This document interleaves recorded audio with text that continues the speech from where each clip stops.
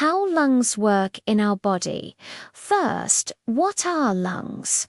Your lungs are two soft, sponge-like organs in your chest.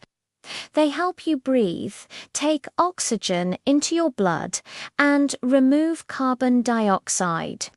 The main parts include the nose and mouth, where air enters the trachea or windpipe, which carries air towards the lungs, the bronchi, where the trachea splits the bronchioles, which are thousands of tiny branches. The alveoli, which are tiny air sacs where oxygen enters the blood, and the diaphragm, a large muscle that helps in breathing. Now, how does breathing happen? During inhalation, the diaphragm moves down, the chest expands, and lungs stretch and fill with air. Oxygen goes into the alveoli and then enters the blood. This is where gas exchange occurs.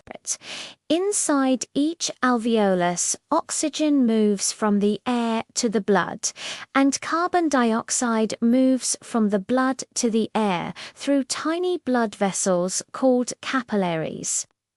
This process is called diffusion.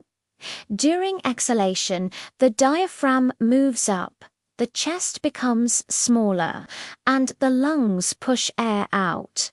So carbon dioxide leaves your body.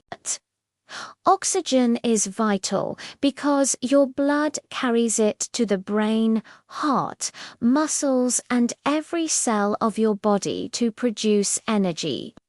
Your lungs also protect you with natural defenses like nose hair filtering dust, mucus trapping germs, and cilia pushing dirt out.